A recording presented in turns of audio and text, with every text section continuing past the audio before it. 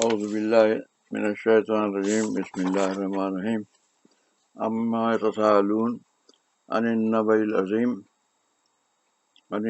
العظيم الذي هم فيه مختلفون كلا سيعلمون ثم كلا سيعلمون ألم نجعل الأرض مهادا والجبال أوتادا وخلقناكم أزواجا وجعلنا نومكم سباتا وجعلنا الليل لباسا وجعلنا النهار معاشا وبنينا فوقكم سبعا شدادا وجعلنا سراجا وهاجا وأنزلنا من المقصرات ماء ثجاجا لنخرج به حبا ونباتا وجنات ألفافا. These are first few verses of the Holy Quran from Surah An-Naba. This Surah An-Naba is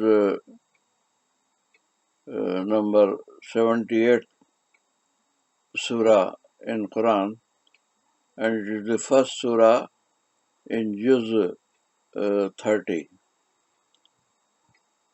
So I have started explaining Quran and translating it into Japanese and from the last Juz 30.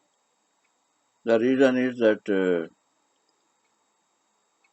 in most of our Arabic school where they teach religion, or in most of the mosque where young people go to memorize entire Holy Quran and become Hafiz, it is a tradition that they are first asked to memorize the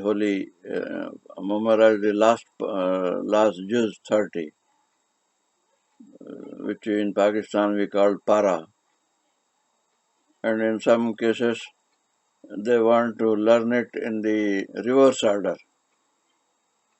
I mean, first learn Qul a'udhu bi rabbin nas, then Qul a'udhu bi rabbil falaq, then Qul huwallahu ahad in the reverse order.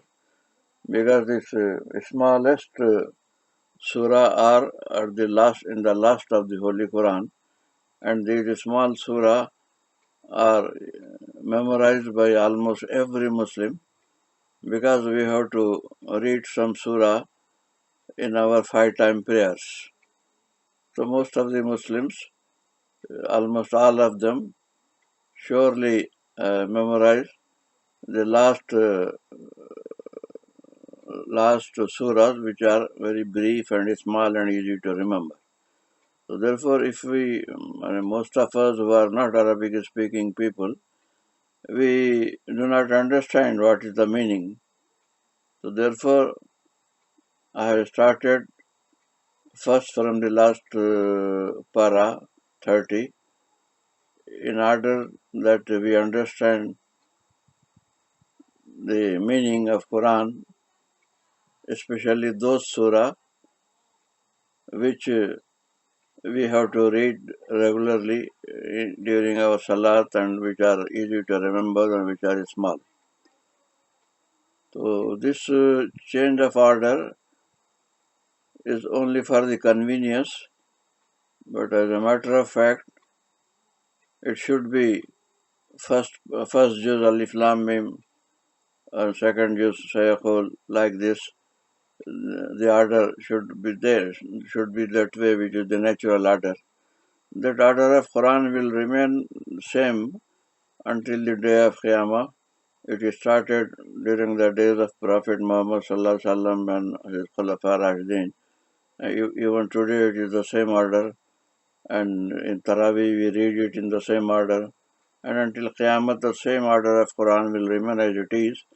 This is just for learning and trying to understand Quran, that we have changed the order for the purpose of understanding its teaching in a way which is easy for us to understand. It is just for convenience, not any change of the Quran. So even Allah Ta'ala himself did not reveal Quran during the 23 years in the order of as it is today, that Juz Alif Lam Mim's first and Sayaqul second, and Tilka Rusul third. Quran was not revealed in this order. Quran was revealed in different order. Some verses, whenever Allah felt necessary, He revealed. Whenever He thought it is the good timing now to apply it on the situation which was there at that time. So these have been revealed on different times and different occasions and different situations. But during the days of Prophet and his Khulafa Rashidin, they were compiled in this order which we have today, and it will remain the same order of Quran until the day of Qiyamah. Nobody is going to change it. If I am explaining Quran from the last one, last para, last juz, I am not changing the order of Quran. The order of Quran will remain as it is. Just for our understanding and convenience, we are doing this. And secondly, the reason is that this last juz contains those surahs which are mostly revealed during the Makkah. During the Makkah period, Muslims were very much victimized. They had to suffer a lot of atrocities from the kuffar, and they had to have a strong iman, a strong faith. Without a strong faith, they could not have done anything. So therefore, to emphasize the basic faith, uh, which is based on Tawheed, Risalat and Akhirat, Allah has revealed these surahs during the Makkah, and their whole emphasis is for these three faiths, the Tawheed, Risalat and Akhirat. So most of the surahs are for these basic things, and what Allah has emphasized their importance and also given several arguments from different angles, from different point of view, to let this thing be strong in our mind and heart, that this faith is very important and our character and morality should be built on that. And among these three things, most basic thing is the faith in Akhirat, that we have to believe that there is a life after death, and there is a spiritual life from death until the day of Qiyamah. There is a barzakh, life in barzakh it is called, which is without the physical body. But after the day of Qiyamah, we believe that the same body which I have today will again be given to me after the date of Qiyamah. So this thought is, and there we will be rewarded or punished according to our deeds in this world. So therefore, this very thought has been given more importance especially in this surah, and also the surahs related with this. Related means some surahs which are before this and some surahs which are after that. They are also the same central idea, the same theme about Akhirah and the day of Qiyamah and the life after death, life after Qiyamah. So all this whole surah is mainly to develop and strengthen the idea of life after death and life of Akhirah. So what I have done here is I have followed the translation and explanations of a great alim of the Muslim world. I am not an alim myself. I am not a hafiz. I do not have any qualification from any madrasa and any religious school. But I have been following the works and books of a great alim which is recognized as a good and authentic alim all over the world. All over the world, I will explain later how. But first I explained that in the context of Pakistan, he had been also a great alim, Allama Iqbal, who was the architect and the ideologue of Pakistan idea, who gave the idea of Pakistan in India, which was under the control of British. He invited this Maulana Sayyid Abul Ala Maududi to come to Punjab area in India. At that time, he was in the south of India, which was called Hyderabad Deccan. On the invitation of Allama Iqbal, a very famous scholar known to everyone in the world, to Punjab area in the city of Pathankot. There Allama Iqbal arranged some land from a landlord to donate to Maulana Maududi to establish here a Darul Islam, a locality based on the Islamic principles, and he was assigned the work to make research about the Islamic State, what should be the economy of the Islamic State, how its banking should run without interest, how sovereignty should rest in Allah and should be based on shura or democracy, both in sovereignty belonging to Allah, but elected by the shura or the members through democratic process.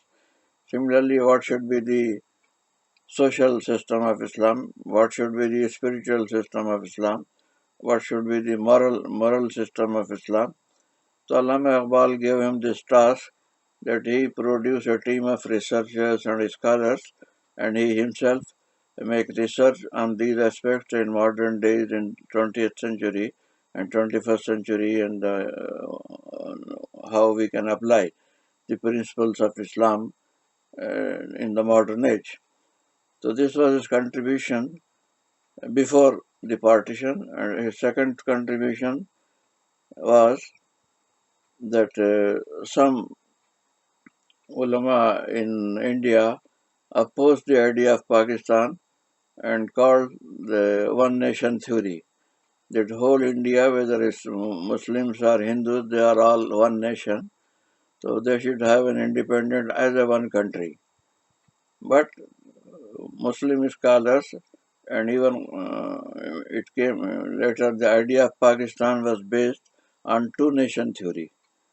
That Muslims are a different nation and they cannot be the same nation as the Hindus, although they are living in the same country, but our culture is different, our civilization is different, our social ways are different, everything is different, and we have to establish Sharia in our state.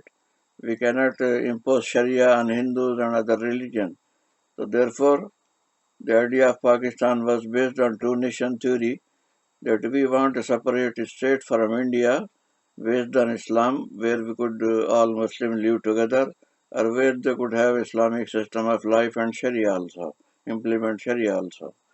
So this was the two nation theory which was supported by Maulana Maududi, and he strongly opposed the ideas of some other ulama who were pleading one nation theory.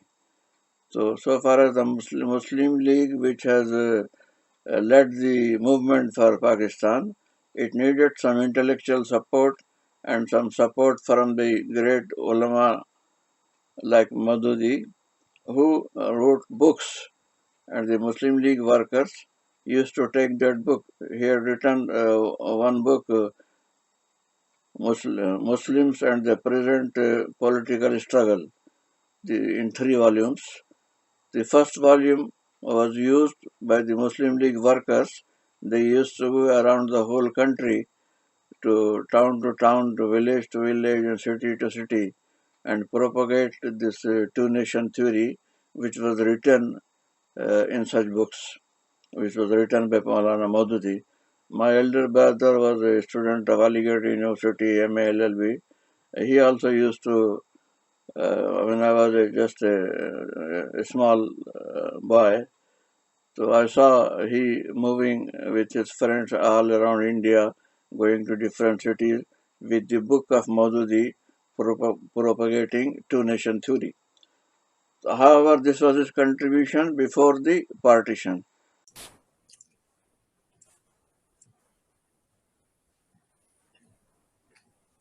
At this juncture, I have raided one video clip. It is a 10-minute clip in Urdu language by a scholar who has spoken about the contribution of Maulana Maududi and why I am putting such clips. And after this also there are two more clips at the end of this video. One is a 3-minute clip in the voice of Maulana Maududi. His speech, a 3-minute speech about the life after death. Because my last section of this video is finishes about the life after death.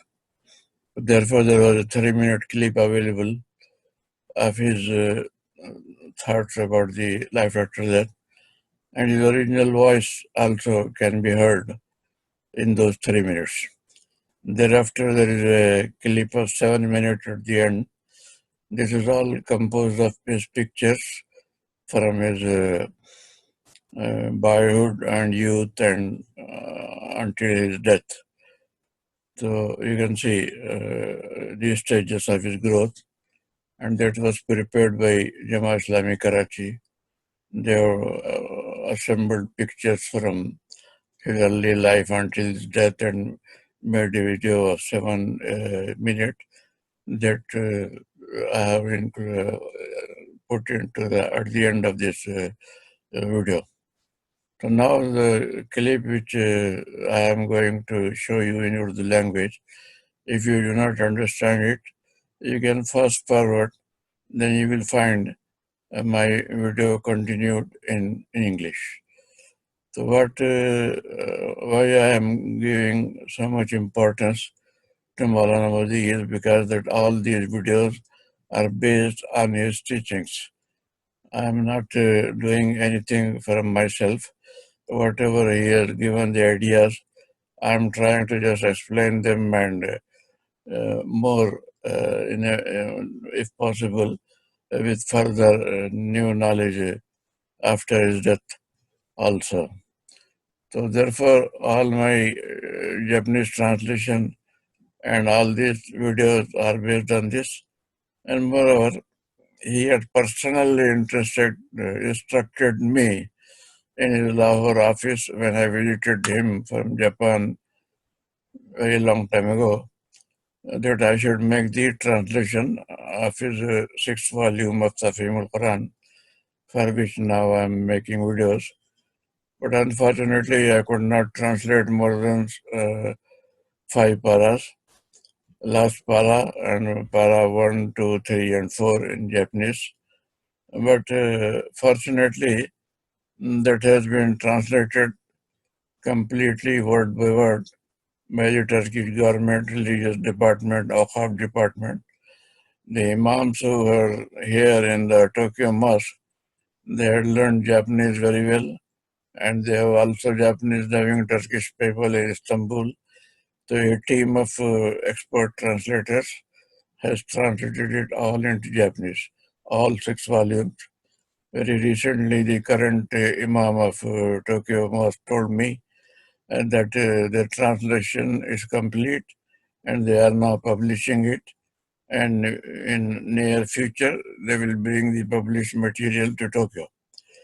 So somehow this his thoughts and these are available due to the labor taken by the Tokyo Mosque and the Turkish Awqaf department, religious department. So in Japan also his thoughts will now be more prevalent in addition to my videos and all these things. So therefore, since all these videos and all based on Maulana Maududi, I am trying to introduce that person who is Maududi and why he is so much given value and regarded. So this is this video which I am now adding here as a clip. That one scholar summarizes some of his contribution within 10 minutes. So the summary of these the points he has made is some of those points which I have already made in my video earlier and will be after this about the similarity of thinking between Allama Iqbal and Maulana Madudi. Allama Iqbal was also a PhD. He was a PhD from Germany in philosophy and also was a barrister from London, Baratla. So he has written a lot of poetry in Urdu and English and some lectures in English. So his philosophy is very effective and many people following it.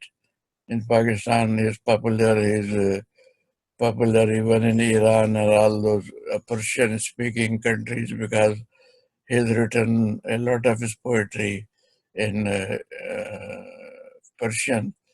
So his poetry is based on some philosophy, based on Islamic ideology and whatever he learned, the philosophic things in Germany as a PhD of philosophy. So there is a combination that's very impressive. So anyhow, his thoughts are similar as regards Islam is concerned as that of Madudi. So this similarity has been spoken by the scholar. That is one main point.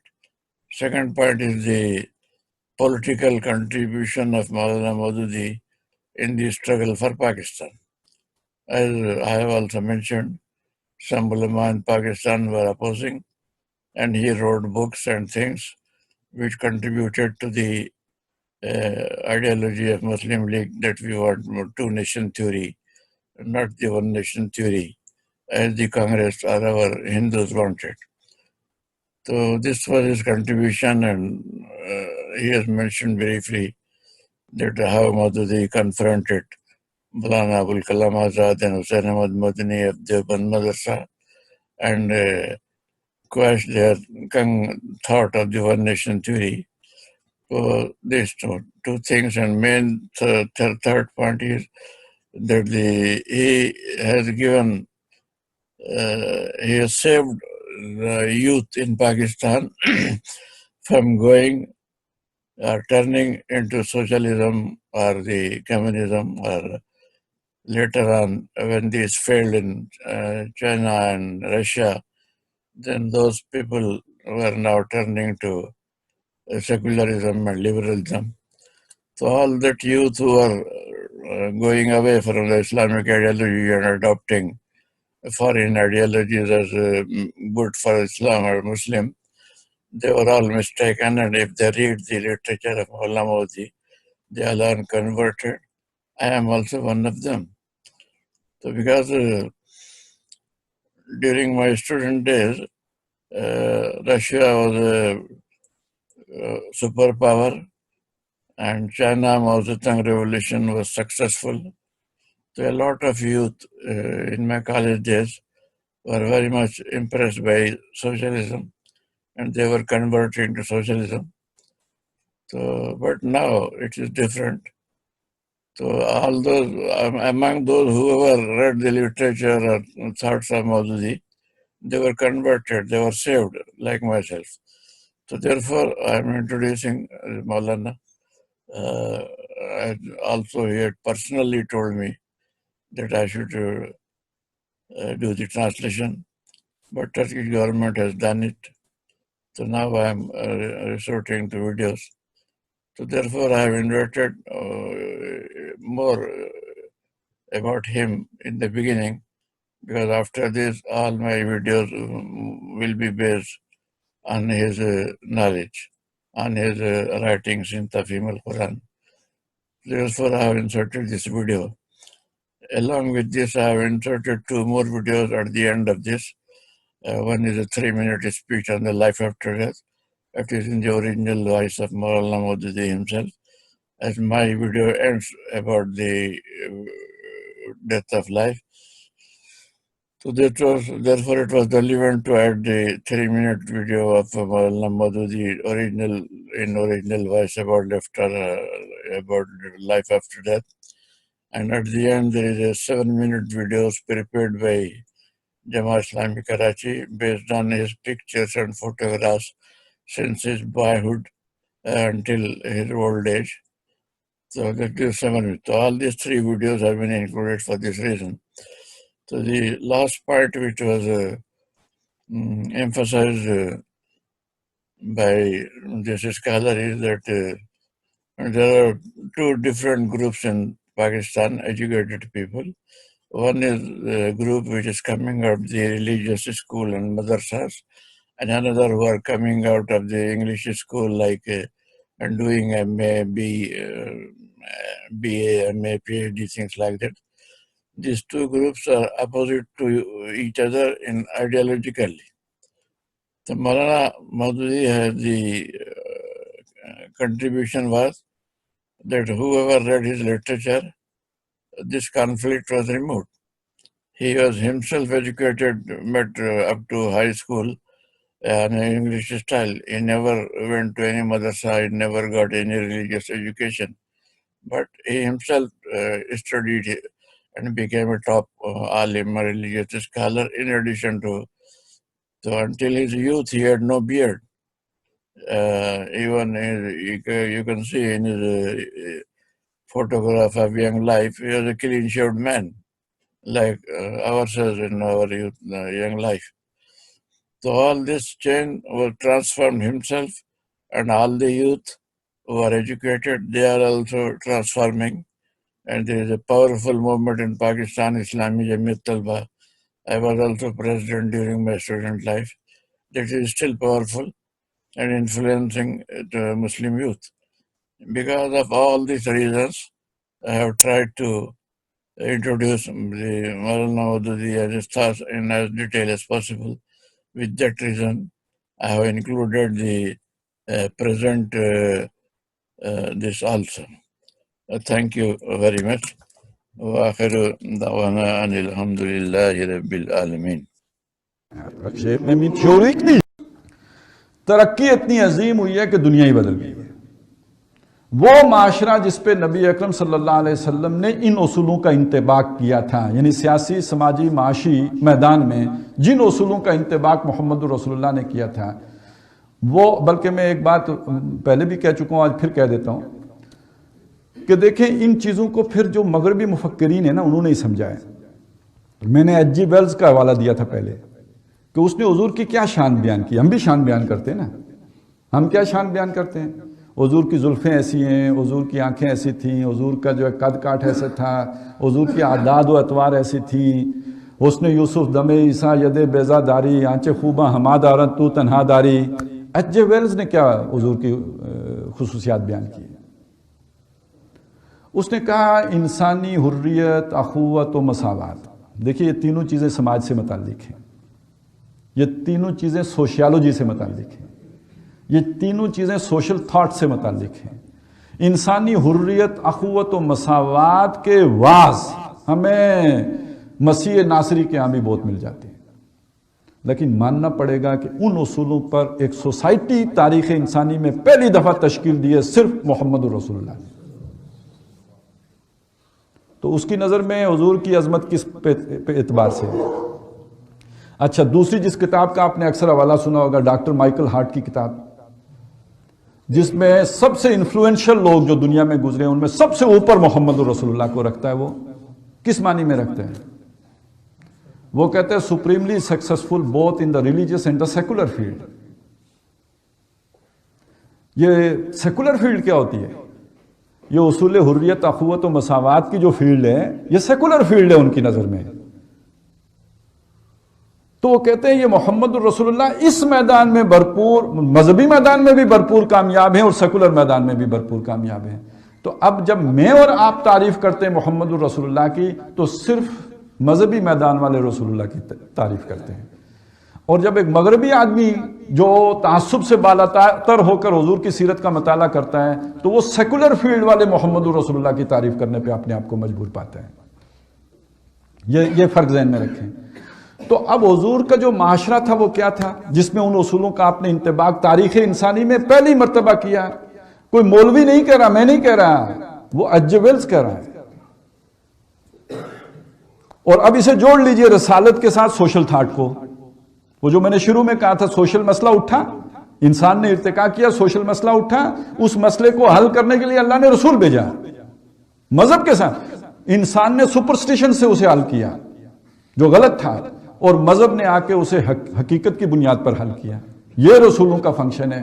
اس رسولوں کے اس function میں آڑ کون بنا ہے، رکاوٹ کون بنا ہے، آبسٹیکل کس نے کھڑی کی ہے؟ روایت پرست طبقے نے. بل وجدنا علیہ آبانا، جن کی سوچ یہ تھی کہ ہم آبا کے اسلاف کے طریقے سے ہٹ کر نہیں چلیں گے. رسول ماڈرنسٹ ہوتے تھے، وہ سوشل جو مسئلہ کھڑا ہوتا تھا اس کا ماڈرن حل پیش کرتے تھے، اور روایتی حل کا اس کے مقابل آ کے سد راہ بن کے کھڑا ہو جاتا تھا. ٹکراؤ ان کے درمیان ہوتا تھا، فرکشن ان کے درمیان ہے، کانفلکٹ ان کے درمیان ہے. محمد الرسول اللہ صلی اللہ علیہ وسلم نے آ کے ان اصولوں کا انطباق اپنے معاشرے میں کیا، اور وہ معاشرہ سب مانتے ہیں قبائلی معاشرہ تھا.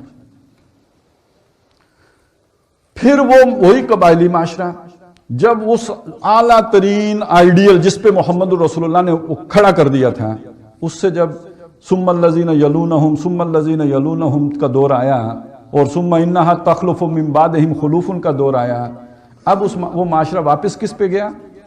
قبائلیت پہ. کون سا تعصب تھا جس نے بنو امیہ کی حکومت قائم کی تھی؟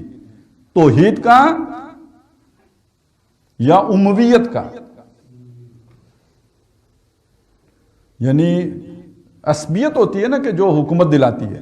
کون سی عصبیت تھی؟ امویت کی تھی. کس شے نے عباسیوں کی حکومت قائم کی؟ توحید نے یا عباسیت نے؟ ہاشمی.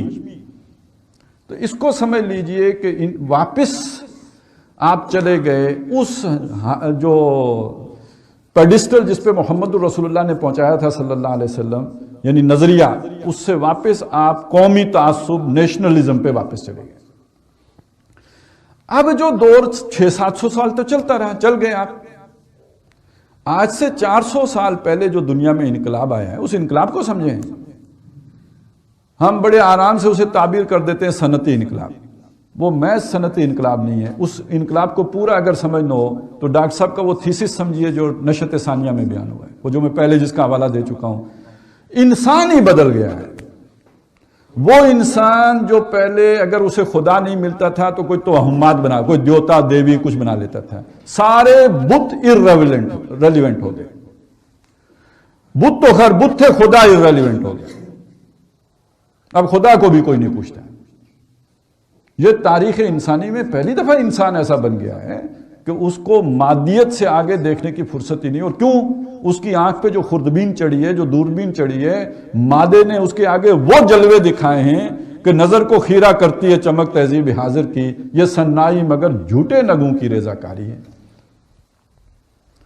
اس نے ایک نیا انسان بنایا، اور یہ نیا انسان خود شناس بھی ہے، بہت حد تک خود نگر بھی ہے. اس کی یہ خود شناسی اور خود نگری ہے جس سے یہ خطرہ پیدا ہو گیا ہے، کیونکہ یہ اپنے حقوق مانگتا ہے. پہلے والا انسان حقوق نہیں مانگتا تھا. وہ مانتا تھا کہ یہ جو فرعون ہے، یہ جو نمرود ہے، یہ جو وہ دیوی یا دیوتا یا خدا ہے یا بھگوان ہے یا جو رام ہے، یہ ان کے چنیدہ لوگ ہیں. ان کے خاص سر کے بھی اوپر والے بال کی بھی چوٹی سے پیدا ہوئے ہیں. ان کی طرف نگاہ اٹھا کے بھی دیکھنا سوء ادب ہے، حسن زن کے خلاف ہے، گمان ہے. بڑی بہت سزا ملے گی، دوزخ میں ڈالے جائیں گے اگر ان کے بارے میں کوئی بھی بدگمانی بھی کر لی. چوزن پیپل ہے. اب انسان اٹھ کھڑا ہوا، اس نے کہا وی آر ایکول.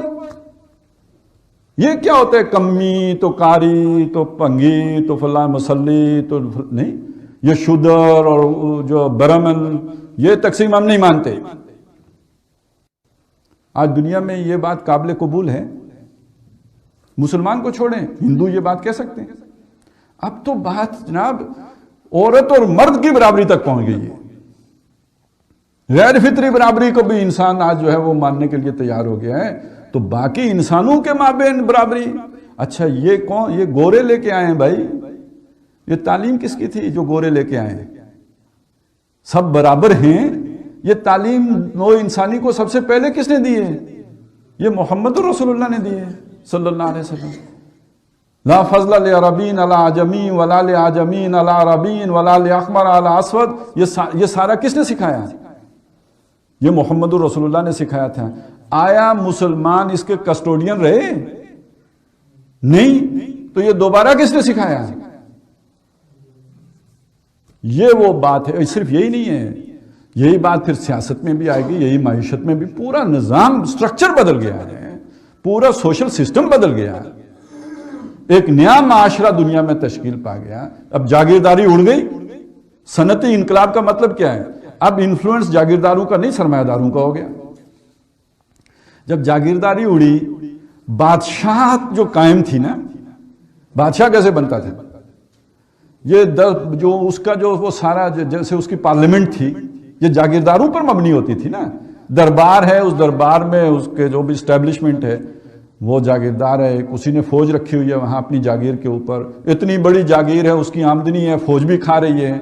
کل بادشاہ کو فوج کی ضرورت پڑی ہے، جاگیردار فوج پیش کر دے گا اپنی، چلو بھائی تم 10,000 لے کے، اسی بنیاد پر منصب ہوگا اس کا، اس کی رائے کی ویٹیج ہوگا کہ چونکہ اس نے 10,000 فوجی دینے ہیں لہذا اس کی رائے کے 10 نمبر ہیں، اور اس نے 5,000 فوجی دینے ہیں لہذا یہ 5,000 ہی منصب دار ہے۔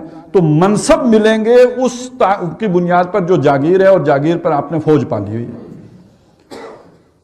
اب وہ معاشرہ کہاں ہے؟ اب تو سٹینڈنگ آرمیز ہے، ریاست ہے۔ اب کوئی فرد اتنا طاقتور رہا ہی نہیں جتنا کبھی پہلے جاگیردار ہوتا تھا۔ یہ ایک بدلا ہوا معاشرہ ہے، بدلی ہوئی سوچ ہے، بدلی ہوئی فکر ہے۔ اب اس معاشرے میں ان اصولوں کا اگر آپ انطباق کریں گے تو فٹ ہی نہیں آئیں گے۔ شیطان کو اپنی پوری اسٹریٹجی تبدیل کرنی پڑی اور اس نے ایک بالکل نیا نظام لے کے آیا جمہوریت کا، تو آپ کو بھی اپنی خلافت کو اسی انداز میں لے کے آنا ہوگا اور لے کے چلنا ہوگا۔ یہ وہ سوچ تھی کہ جس کو سب سے پہلے علامہ اقبال نے محسوس کیا، اسی کو لے کے کچھ عرصہ تک اٹھے، پھر وہ تو گئے، یعنی 1920 کے بعد تو وہ دوسری طرف چلے گئے، مولانا ابوالکلام آزاد۔ یہی چیز تھی پھر جو خاص طور پہ جسے مدون کر کے بہت ہی تفصیل سے اور بہت کھول کے بڑی سلیس انداز میں مولانا مودودی نے سامنے لایا۔ اس میں تو وہ اس دور میں انہوں نے کمال کیا، اور ڈاکٹر صاحب کو زیادہ سے زیادہ آپ ان کا شاعر یا ان کا مبلغ جو انہوں نے کیا اس کو انہوں نے اب بس الفاظ تبدیل کیے ہوں گے، تصورات تو ڈاکٹر صاحب نے کوئی ہاں معاشی میدان میں تھوڑی بات آگے بھی بڑھ کے کیے، باقی جو سیاسی نظام ہے ڈاکٹر صاحب کی این وہی سوچ ہے جو مولانا مودودی کی، اس میں کوئی فرق ہی نہیں۔ الفاظ کا فرق ہو سکتا ہے، تصور کا کوئی فرق نہیں ہے۔ اب یہ لوگ کون ہیں سمجھ لیجئے، شاہ ولی اللہ، علامہ اقبال، اور یہ انہوں نے تو ایک اجمالاً دیا، لیکن تفصیل سے جس طرح ڈاکٹر صاحب اور مولانا مودودی کا معاملہ ہے۔ اب اس کو آپ سمجھیں کیا مسئلہ ہے۔ آپ نے جب یہ کہا کہ سوشل تھاٹ در حقیقت انسانی سماجی مسائل کو سمجھنا اور ان مسائل کو حل کرنے کا نام ہے۔ اب یوں سمجھ لیں کہ ہندوستان ہے، ہندوستان میں ایک مسئلہ تھا، ہندو بھی رہتے تھے، مسلمان بھی رہتے تھے، یہ آپس میں لڑتے ہیں۔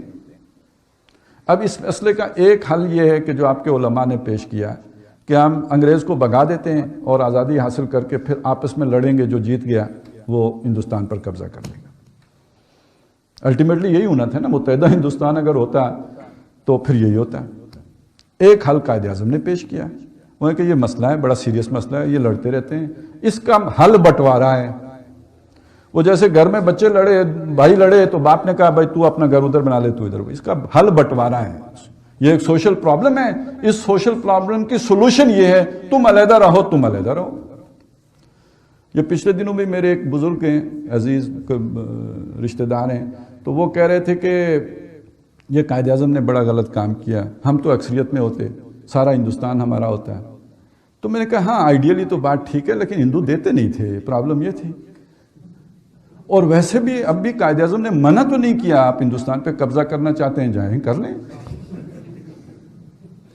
مسئلہ یہ ہے کہ بھائی آپ کا جو فریق مخالف ہے وہ دے دے، مفت میں تو لے لیں، لیکن یہ کہ دیتا نہیں ہے، کیا کریں، اور طاقت ہے نہیں کہ لیں، تو پھر بیٹھ کے جب گفتگو کر کے لیں گے تو کچھ اس کو دینا پڑے گا، کچھ خود رکھنا پڑے گا. تو یہ حل ہے، یہ ایک سوشل پرابلم تھی، اس کا ایک آپ نے حل پیش کر دیا. اب اسی طرح کے کچھ سوشل پرابلمز ہیں جو نئے اس دور میں آ کے پیدا ہوئے. ایک طرف سرمایہ دار ہیں، انہوں نے ایک طرح سے امریت قائم کر لی ہے، انہوں نے مزدوروں کا استحصال کرنا شروع کر دیا ہے. ادھر ریاست بہت طاقتور ہو گئی ہے، اس نے فرد کا استحصال کرنا شروع کر دیا ہے. عورت اور مرد کے درمیان مسئلے کھڑے ہو گئے ہیں. یہ ایک پرانا معاشرہ تھا جس کا حل دور خلافت راشدہ میں پیش کیا گیا. ایک نیا معاشرہ ہے، اس نئے معاشرے میں انہی اصولوں پر اس کا کیا حل ہوگا. تو ہمارے جو عام روایت پسند مذہبی لوگ ہیں وہ اس کا وہی حل پیش کرتے ہیں جو امام ابو حنیفہ پیش کر گئے. وہ کہتے ہیں کہ بھئی یہ ٹوپی سے فٹ آتی ہے تو ٹھیک ہے، نہیں آتی تو اس کے سر کو تراشو اور اس معاشرے کو واپس 700 سال پیچھے لے جاؤ اور وہ والی ٹوپی اس کو پہناؤ. یہ سائنس بھی ختم کرو، یہ ساری ٹیکنالوجی بھی ختم کرو. یعنی مطلب یہ کہ یہ موبائل، یہ گاڑیاں، یہ سب کچھ، آپ ایسے لوگ آپ کے درمیان موجود ہیں جو کہتے ہیں یہ شر ہے، سب گند ہے، ختم کرو. ختم کر دیتے ہیں. تو پیدل تو 4 کلومیٹر چلا نہیں جاتا ان مولوی صاحب سے، اتنی بڑی توند کے ساتھ جو یہ فتوے دیتے ہیں. پھر عالمی حکومت، عالمی خلافت قائم کیسے ہوگی؟ کنیکٹ تو اسی ٹیکنالوجی نے کیا ہوا ہے نا آپ کو. تو وہی بات ہے، سارا ہندوستان ہمارا تھا. بھئی سارا ہندوستان آپ کا ملتا نہیں ہے نا، کیا کریں، ہے تو آپ کا. اسی طرح دنیا کبھی پیچھے بھی گئی ہے، زمانہ کبھی واپس بھی چلا ہے، الٹی گردش بھی چلا ہے. جو ترقی ہو گئی ہے یہ ختم ہو جائے گی. تو اللہ نے اسی لیے آپ کو اصول دیے تھے کہ ان اصولوں کا نئے زمانے کے اوپر اپنا انتباہ کر لیجئے گا. تو یہ اللہ نے مولانا مودودی کو اس کی توفیق دی ہے. اس کنٹریبیوشن کو سمجھیں اور اس محرومی کو سمجھیں جو دینی طبقے کی بھی ہے اور یہاں کے جدید طبقے کی بھی ہے. یہ اتنا بڑا حادثہ ہے کہ کل یہ آپس میں لڑ کے مریں تو یہ جائز مرنا ہوگا. یہ ان کا جرم اتنا بڑا ہے کہ جنہوں نے مولانا مودودی کی فکر سے انحراف کیا ہے اور اس کو وہ قبولیت نہیں دی ہے، اس کا جرم ہی اتنا بڑا ہے کہ لڑ کے مریں. اتنا بڑا کام ہے، اتنا بڑا کام ہے کہ ایک شخص اٹھتا ہے، وہ اس معاشرے کو جو بے خدا معاشرہ ہے، یہاں کا سیاسی نظام بے خدا ہے، یہاں کا معاشی نظام بے خدا ہے، یہاں کا سماجی نظام بے خدا ہے، اور وہ کھڑے ہو کے 1400 سال پرانا ایک نظام، اس کے اصولوں پر مبنی اس کو خدا پرست معاشرے کی صورت کا ایک نمونہ حل پیش کر دیتا ہے آپ کے سامنے. آپ کی سوسائٹی جوں کی توں قائم رہے، آپ کے ادارے جوں کے توں برقرار رہیں، اور وہ اللہ والی بھی ہو جائے. قابل عمل حل، جدید ذہن کو متاثر کرنے والا حل، انسان کو ایک عاقل بالغ منصف مزاج انسان کو مطمئن کر دینے والا حل. یہ سوشل تھاٹ ہے، اس دور کی سوشل تھاٹ ہے، اس دور کا عمرانی فکر ہے. یہ ڈاکٹر اسرار نے پیش کیا ہے، اور اسے پیش کرنے کے لیے بڑی جرت چاہیے. 1400 سال پیچھے چھلانگ لگانا نظریاتی طور پر آسان ہے، لیکن نیچے امام ابو حنیفہ بھی رہ جاتے ہیں، امام احمد حنبل بھی رہ جاتے ہیں، امام غزالی بھی رہ جاتے ہیں، امام ابن تیمیہ بھی رہ جاتے ہیں. اس سب کے اوپر سے چھلانگ لگا کے محمد الرسول اللہ تک چلے جانا بڑی نظر چاہیے، بڑی ہمت اور بڑی جرت چاہیے. یہ ہے وہ جرم جس کی وجہ سے پھر فتنہ مودودیت لکھی جاتی ہے. یہ ہے وہ جرم کہ جس کو آج تک نہیں گوارا کیا گیا. یعنی مودودی کے ساتھ تو نسبت ہی ہمارے دینی حلقوں کے لیے جو ہے وہ ان کی پیشانی پہ بل ڈالنے کے لیے کافی ہو جاتی ہے. لیکن اگر یہ ساری چیز ذہن میں ہو تو آپ کیا کہیں گے مولانا مودودی کو اور ڈاکٹر اسرار کو؟ میرے بھائیو، یہ تو ایک لفظ کسی نے استعمال کیا تھا، نام اس کا میں اس لیے نہیں لے رہا کہ خام خواہ آپ کی طبیعت منقبض ہوگی. اس نے کہا تھا یہ سوشل ڈارونسٹ ہیں. ایک مذہب کو بالکل آج کے دور کا مذہب بنا کے پیش کر دیا، دین بنا کے پیش کر دیا، آج کے مسئلوں کا حل دینے والا بنا کے پیش کر دیا ہے، اور کیسے کیسے لوگوں کو پوزس کیا ہے.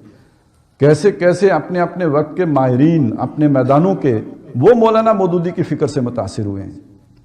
تو معلوم ہوا کہ اس فکر کے اندر بڑی جان ہے، لوگوں کو کھینچ سکتی ہے، آج کے انٹلیکچوئلز کو متاثر کر سکتی ہے، انہیں اپنی طرف متوجہ کر سکتی ہے.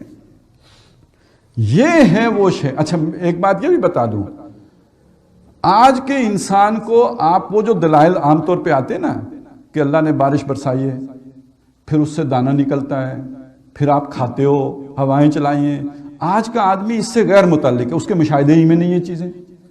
یہ اس کو تو آپ سمجھا سکتے تھے جو کھیتی باڑی کرتا تھا. آج کا آدمی صنعتی انقلاب نے اسے ان چیزوں سے فطرت سے دور کر دیا، اسے پتہ ہی نہیں یہ کیسے ہوتا ہے، یہ چیزیں اس کے سر سے گزر جاتی ہیں. آج کے آدمی کو اگر آپ نے دین کی طرف لانا ہے تو اس کا طریقہ کیا ہو سکتا ہے کہ اس کے مسئلوں کا حل بتائیں نا. دین آپ کے یہ سارے مسئلے حل کرتا ہے، آپ کی پرابلمز کے سولوشن دیتا ہے. آپ کے سماجی مسائل جو پرابلمز ہیں، جو آپ کو آپ کے ذہن میں سوالات ہیں، ریاست ہو ماں جیسی، یہ عالمی پکار ہے یا نہیں ہے؟ ریاست ہو ماں جیسی، یہ ریاست ماں جیسی محمد الرسول اللہ نے بنائی تھی. اور ایک شخص آج کھڑے ہو کے آپ کو ان اصولوں کے مطابق ریاست بنانے کا طریقہ سکھا دیتا ہے، آپ کا اس سے بڑا محسن کون ہے؟ اور اس کی طرف اگر آپ نہیں آئیں گے تو دو طبقات آپ کے ہاں ہیں. اللہ نے آپ کی جو بھی ایک ترکیب بنائی ہے ایسی بنائی ہے. آپ کے ہاں مسٹر بھی ہے، بڑا پاورفل ہے، آپ کے ہاں ملا بھی ہے، وہ بھی بڑا پاورفل ہے. اور یہ دونوں کا جو آپس میں لڑائی ہے، یہ ایم کیو میں اور طالبان کی لڑائی ہے. یعنی یہ سمبل اگر آپ سامنے رکھیں کہ جیسے کراچی میں ایم کیو ایم تھی، وہ کیا بنانا چاہتی تھی، اور جیسے شمال میں طالبان تھے، وہ کیا بنانا چاہتے تھے. اور یہی کام اگر پنڈی میں شروع ہو جائے، لاہور میں شروع ہو جائے، اور یہ دونوں طبقے بیچ میں موجود ہوں، تو ہاتھیوں کی اس لڑائی میں باقیوں کا کیا بنے گا؟ کچھ عمر نکل جائے گا یا نہیں نکلے گا؟ اس کا حل کیا تھا؟ یہ برج ہو جاتا سارا مسئلہ. یہ مسئلہ ہے، اس مسئلے کا حل یہ ہو جاتا. یہ ہے وہ عمرانی فکر. یہ عمران خان کا فکر نہیں ہے. یہ آج کے مسائل کا حل توحید کی روشنی میں پیش کرتا ہے. Muslim and an Islamic country according to the principles of Islam on the model of Medina, and he asked Maududi that you prepared such persons, such scholars, such people who can carry out this mission of running an Islamic state. And he also asked, he was given the opportunity on Pakistan radio to explain the Islamic political system, Islamic economic system, Islamic social system, Islamic education system, Islamic moral system, Islamic spiritual system in his speeches on Radio Pakistan. So he was not only recognized in Pakistan as a first and as an alim of first grade, even all over the world. When Shah Faisal of Saudi Arabia, he started an award on the pattern of the Nobel Prize, that he wanted to give award and prize to the number one alim in the whole Islamic world.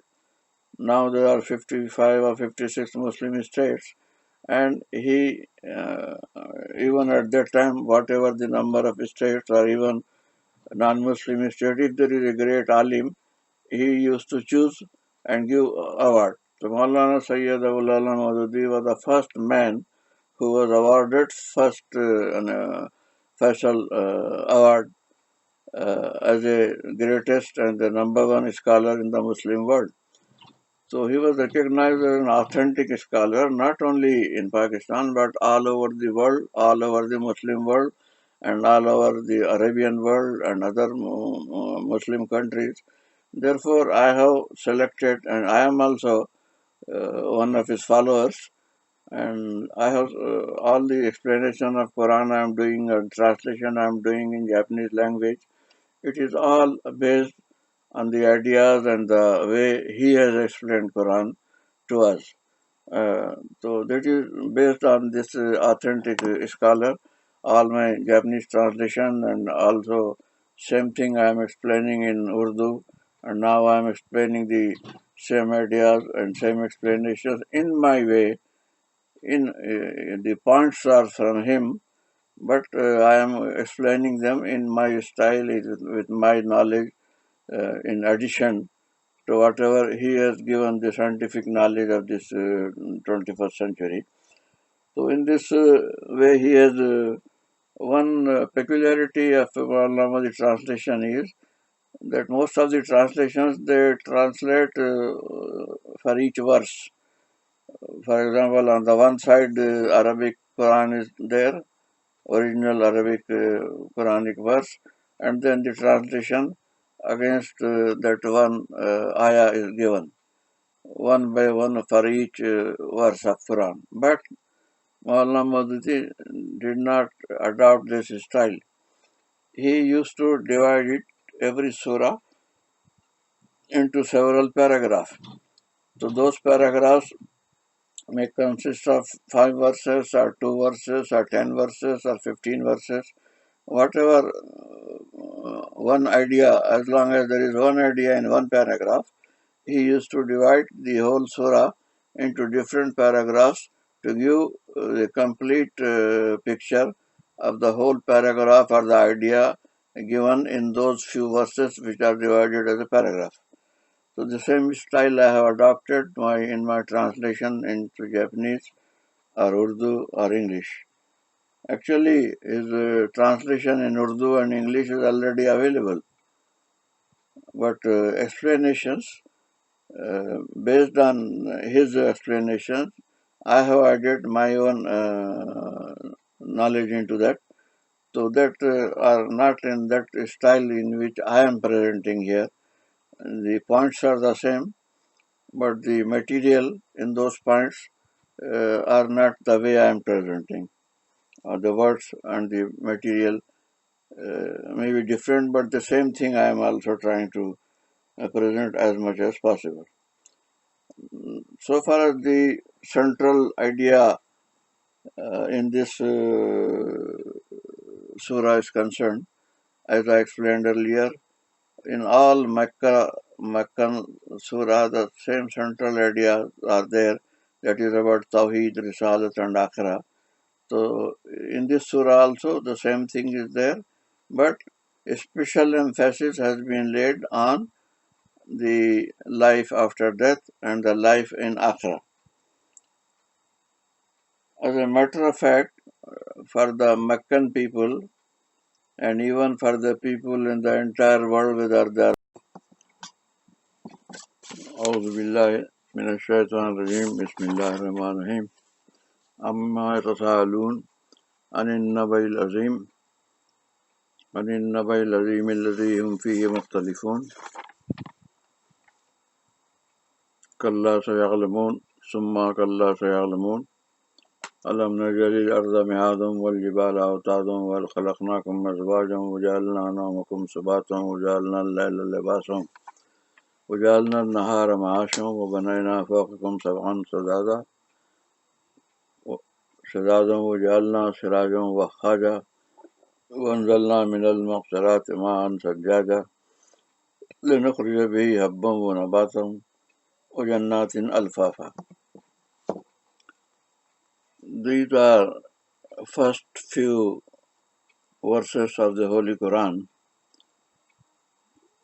from Surah An-Naba. This Surah An-Naba is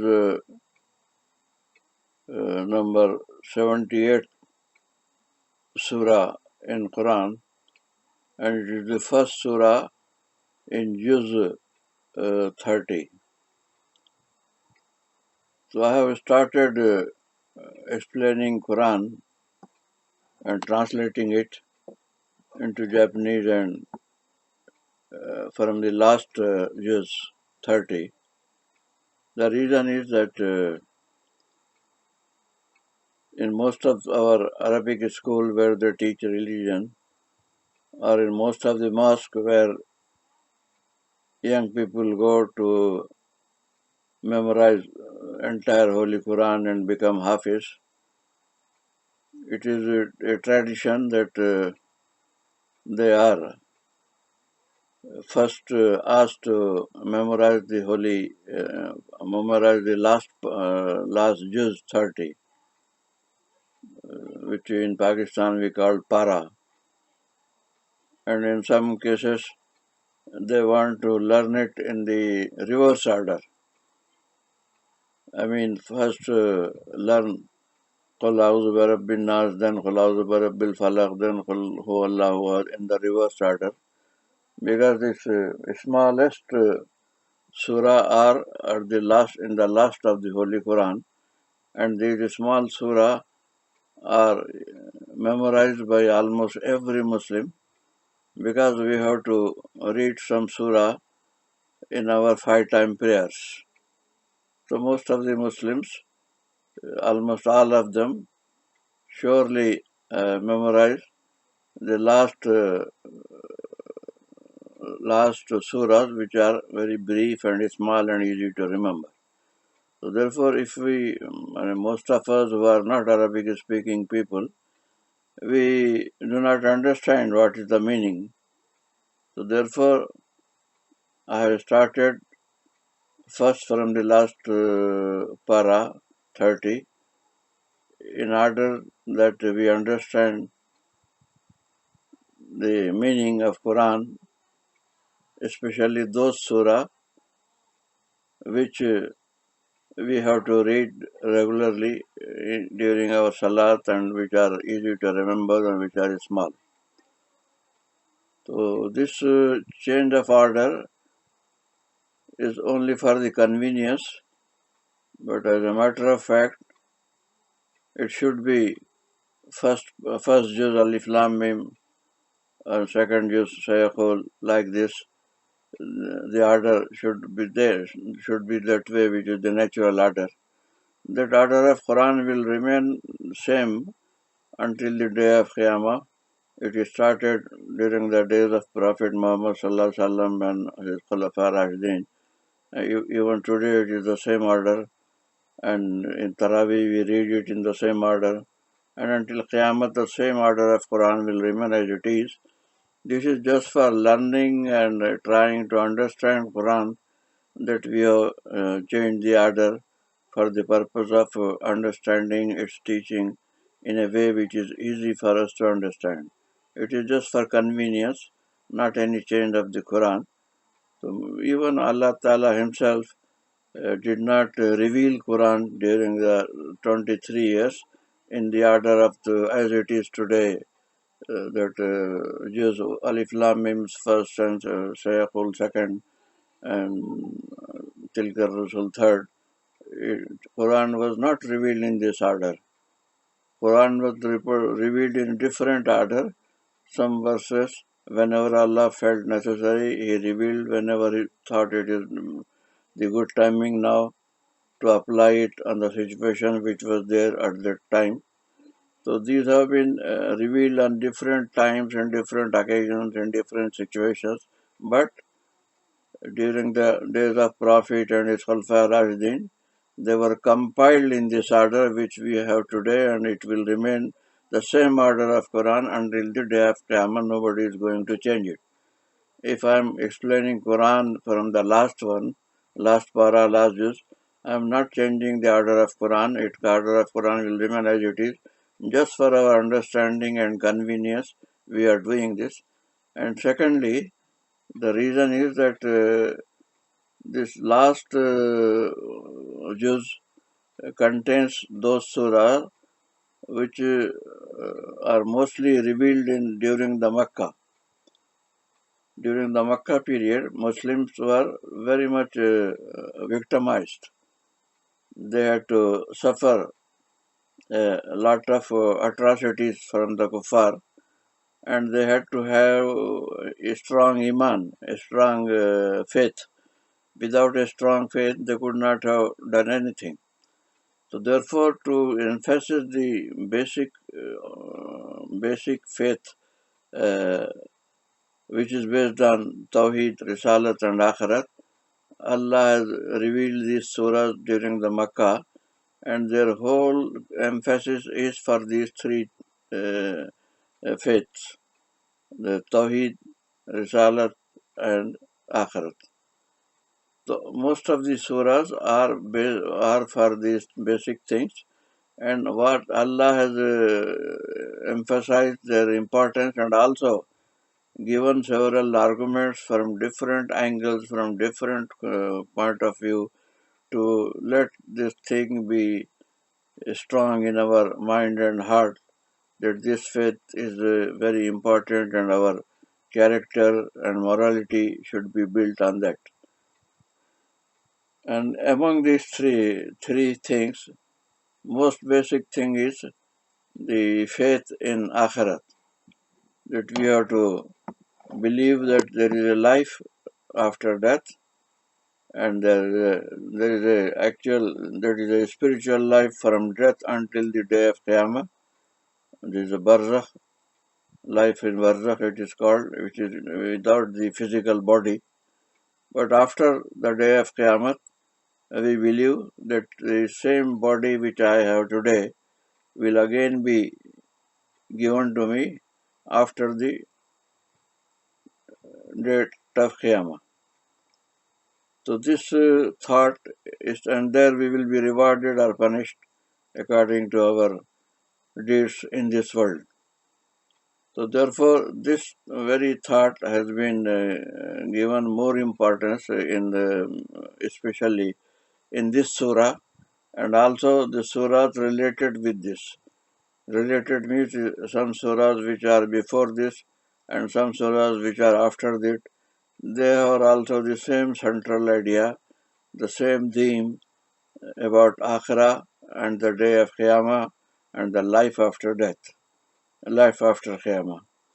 So all this whole surah is mainly to develop and strengthen the idea of life after death and life of Akhirah. So what I have done here is I have followed the translation and explanations of a great alim of the Muslim world. I am not an alim myself. I am not a hafiz. I do not have any qualification from any madrasa and any religious school. But I have been following the works and books of a great alim, which is recognized as a good and authentic alim all over the world. All over the world, I will explain later how. But first I explained that in the context of Pakistan, he had been also a great alim, Allama Iqbal, who was the architect and the ideologue of Pakistan idea, who gave the idea of Pakistan in India, which was under the control of British. He invited this Maulana Sayyid Abul Ala Maududi to come to Punjab area in India. At that time, he was in the south of India, which was called Hyderabad Deccan. On the invitation of Allama Iqbal, a very famous scholar known to everyone in the world, to Punjab area in the city of Pathankot. There Allama Iqbal arranged some land from a landlord to donate to Maulana Maududi to establish here a Darul Islam, a locality based on the Islamic principles, and he was assigned the work to make research about the Islamic State, what should be the economy of the Islamic State, how its banking should run without interest, how sovereignty should rest in Allah and should be based on shura, democracy, both in sovereignty belonging to Allah, but elected by the shura or the members through democratic process. Similarly, what should be the social system of Islam? What should be the spiritual system of Islam? What should be the moral system of Islam? So Allama Iqbal gave him this task that he produce a team of researchers and scholars, and he himself make research on these aspects in modern days in 20th century and 21st century, and how we can apply the principles of Islam in the modern age. So this was his contribution before the partition, and his second contribution was that some ulama in India opposed the idea of Pakistan and called the one nation theory. That whole India, whether it's Muslims or Hindus, they are all one nation. So they should have an independent as a one country. But Muslim scholars and even it came later, the idea of Pakistan was based on two nation theory. That Muslims are a different nation and they cannot be the same nation as the Hindus, although they are living in the same country, but our culture is different, our civilization is different, our social ways and are different, everything is different, and we have to establish Sharia in our state. We cannot impose Sharia on Hindus and other religions.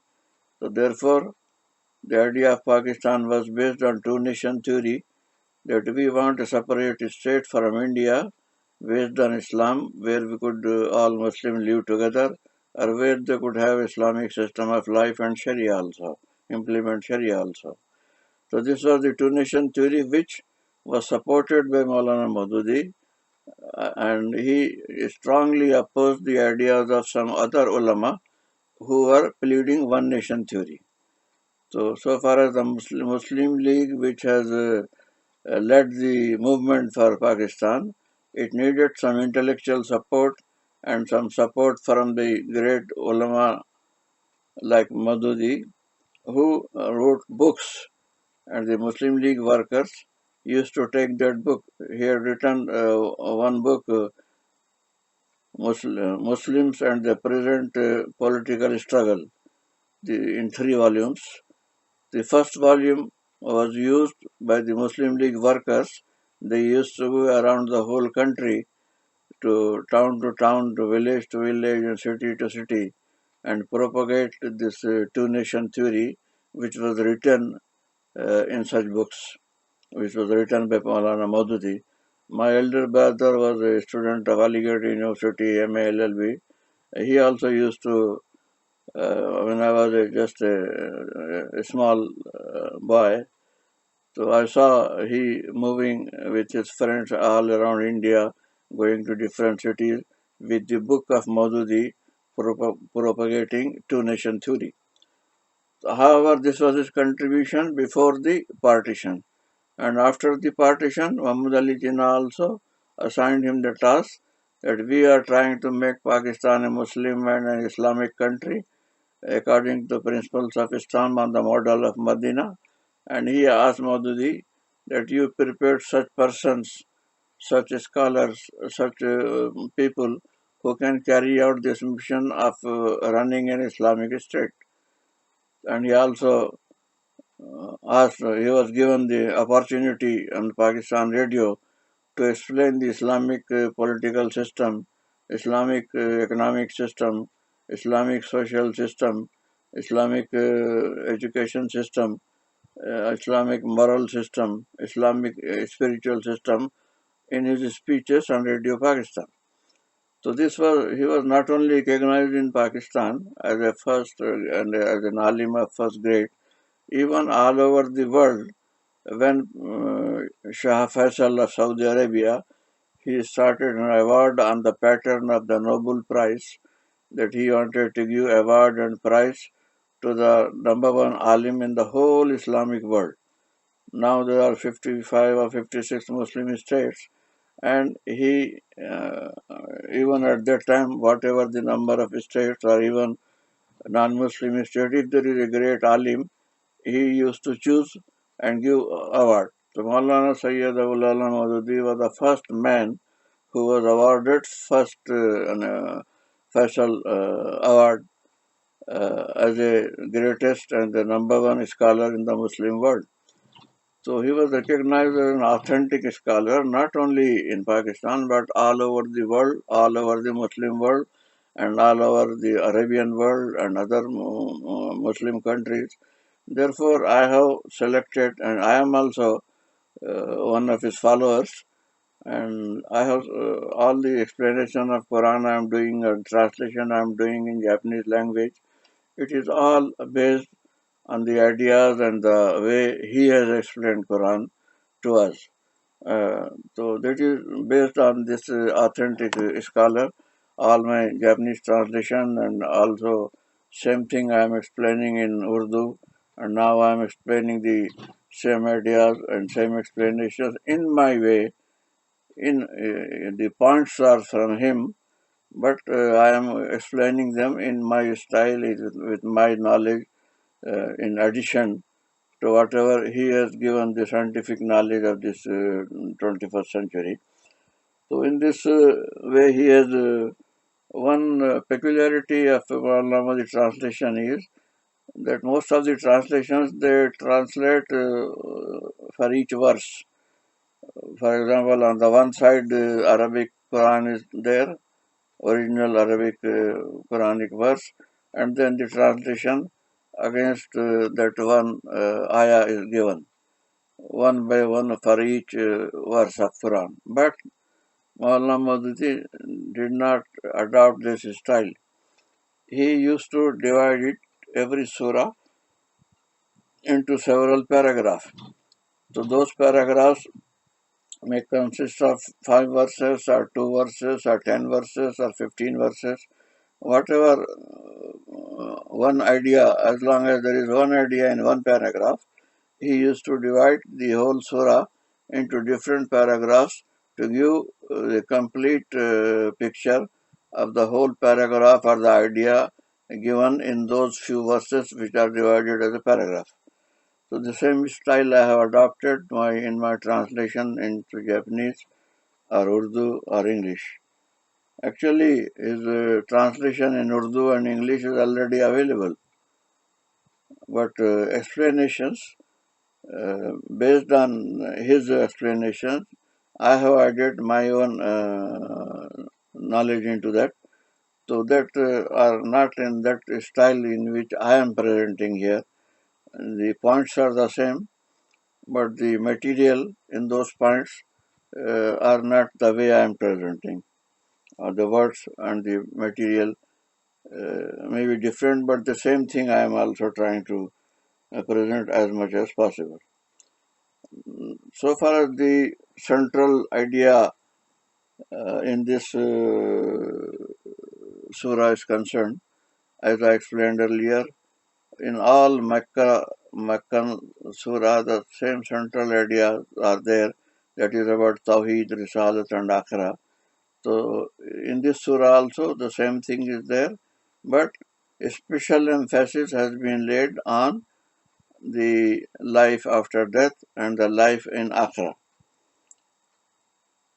As a matter of fact, for the Meccan people and even for the people in the entire world, whether they are Muslim or non-Muslim, idea of Tawheed is not that much difficult to understand.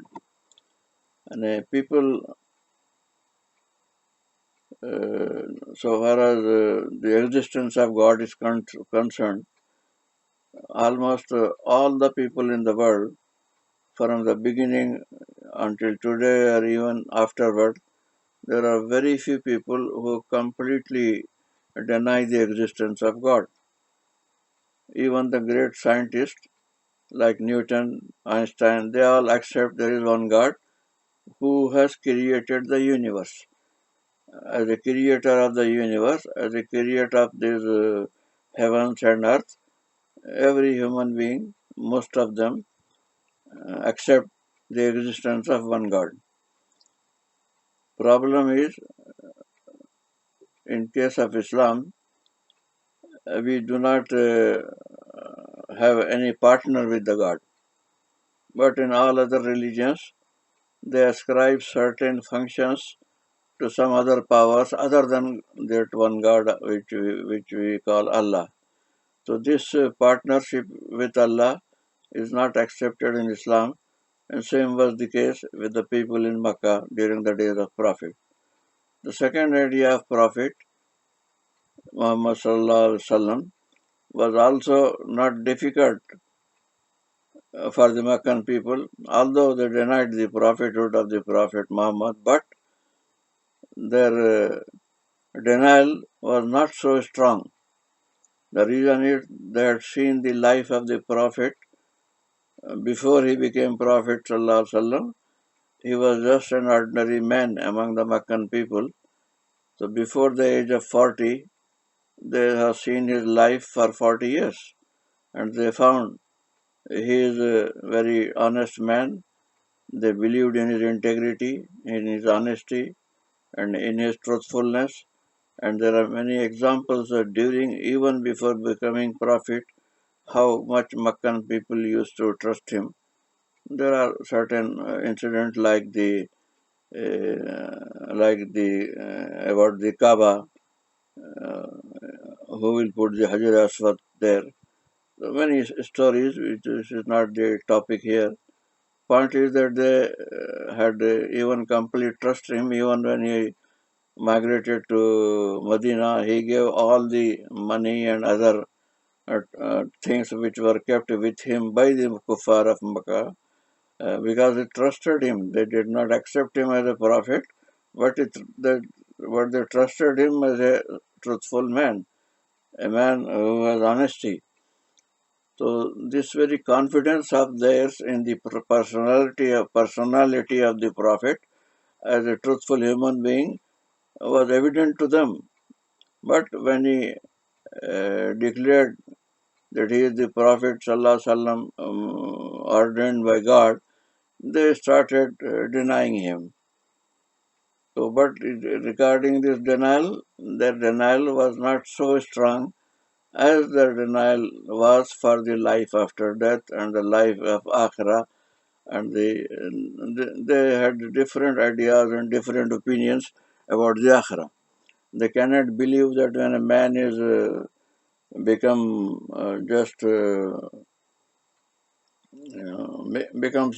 just like small pieces of sand, and he has no more bones and bones. So how these bones and pieces of sand can again become together and again being a human being bodily as we are today? This idea they cannot accept, and their strongest challenge was to this idea. But on the other hand, on our part, without the faith in this akhirat and the life after death of the hell and heaven, one cannot build morality nor character nor nothing. Nothing is possible without this faith. And the whole system of Islam is based on the good character and good morality. Every religion speaks. The man should have truthfulness, should be honest, should be good. No religion teaches that one should lie or make robbery or kill people. No one teaches. But all of them don't have this sanction force to motivate man to remain adamant to these ideals. Even we, most of the Muslims, we cannot remain true to our teaching of Islam, just because that if our faith in the life of after death is not strong enough, we cannot overcome the temptations for sin, temptations for dishonesty, temptations which Shaitan, devil offers us to do bad things. So this cannot be overcome until our faith in the life of after is strong. So that is why most of the Makkan surah, they are all about the life of after, about all these three faiths, and especially about the life after death. Because during the Makkan life, all the Sahaba, most of them, were in a state of victimization. They were victimized by the people of Makkah, They had to undergo a lot of torture, they had to undergo a lot of atrocities, and they had to suffer it with patience and with sabr. For that reason, they required a lot of strong faith in Allah, a strong faith in the prophethood, and especially strong faith in the life after that, in the hope of having a good life, eternal good life. They can suffer some temporary torture or some other things. So this is the thing that this subject also is prime subject in this surah, and in my Japanese translation I have emphasized that Islam based in having good character and good morality, and that morality character is impossible without without a strong faith in the life after death. And similarly, the Islam is not confined to only individual and personal and spiritual life. Islam wants a practical and good uh, economic system based on justice and equality and fairness. Same thing, it wants a political system and social system and moral system, everything based on justice, morality, fairness, equality, freedom, all the big ideals which Western society or every society in the world has. Islam also wants the same thing, and also not in only individual life, but entire in the human life, all aspects of human life, and that is not possible without a strong faith in Akhirah. So this surah emphasizes that aspect. So therefore, it starts with that very discussion. The first five verses are the uh, first five verses of the Holy Quran speak about this matter of Akhirah. It says like this: "Amma tasalun anin nabai lazim lazi hum fihi mukhtalifun kalla sayalamun summa kalla sayalamun." It's more or less meaning. It's not the exact translation. More or less meaning is that about what matter they are discussing and having doubts and discussion. Are they discussing about this the great news, Nabai Lazim? What is that great news? It means about the Akhirah, Qiyamah. There will be a Qiyamah. There will be a last day of judgment, and then the people will be divided with according to their deeds and faith into hell and heaven. Going, some people going hell, some people going to heaven. This day, are they discussing that such a day is not possible, or they are having doubts? Then is it the matter they have different opinion? Everybody has something to say. Of course, they will know on some day what is the truth. When the truth will appear, they will know what is the truth. This is one style of replying the thing. Suppose a man says that tonight the sun has started closed. From tomorrow there will be no sun. And he may give a lot of scientific reasons or something that the age of sun has finished today according to his scientific calculation, and tomorrow there will be no sun. He may deny it as much as he like, but when the tomorrow appears, the sun will appear. The point is, a fact will not finish or wipe out simply because you deny it. You deny it or you don't deny it, the fact remains a fact. Whether you accept the coming of rising of sun tomorrow or not, sun will rise, whether you accept it or not. Similarly, the day of judgment will occur, whether you accept it or not. When it occurs, then it will be too late for you. What is the use if on that day you come to know, oh, there was a day of judgment and there is a life after death? No use for you. So therefore, some scholars have given this certain argument that even though scientifically there is no laboratory where you can prove that there is a life after death, because after death nobody knows what happens. The life after death and akhirah, hell and heaven, nobody knows. Okay, nobody knows is okay. Then you lead your life suppose, suppose there is a life after that, suppose there is a hell, suppose there is some heaven. On this supposition you build your life and you become a good man. That if such a life is there, you will be rewarded if you remain a good man with a strong faith. And if you become a bad man, you will be punished.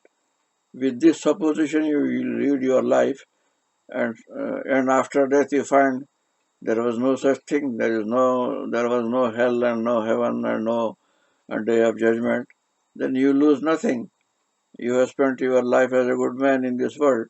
You are losing nothing. But suppose you lead a life without this supposition, and you do not become a good man, an honest man, and all this, you don't care.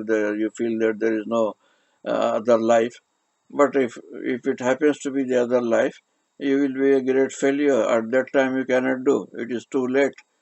After that, you cannot become a good man and cannot stop all the bad activities which you have done in your life here.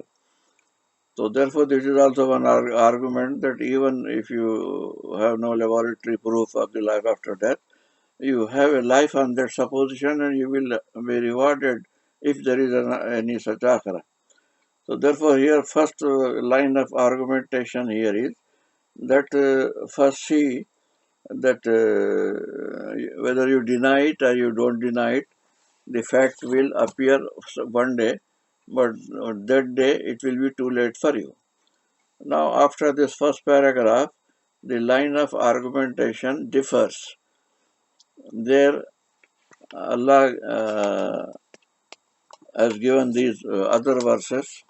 Alam najalil arda mihadum wal jibala awtadum wa khalaqnakum azwajum wa ja'alna nawmakum subatum wa ja'alna al-layla libasum wa ja'alna al-nahara ma'ashum wa banayna fawqakum sab'an shidadum wa ja'alna sirajum wa wahhajum wa anzalna min al-musirati ma'an sajjajal لنخرج به حبا ونباتا وجنات ألفافا.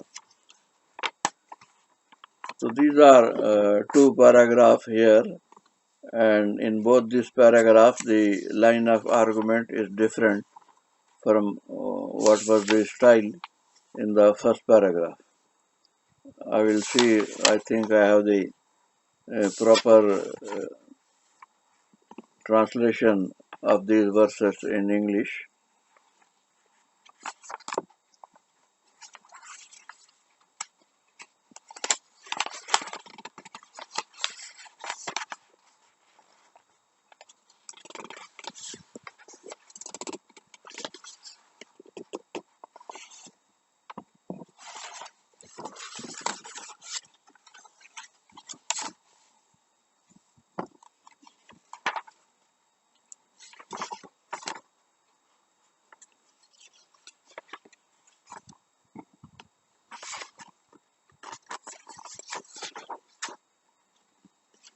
Yes, I have it here in the paragraph wise translation which has been published by some translator of Maulana Maududi in English. Regarding the first 5 verses, the translation is about what are they inquiring? Is it about the great news connecting which they are at variance? By no means, they shall soon know. Yes, by no means, they shall soon know. These are the 5 first verses which have been translated in this way.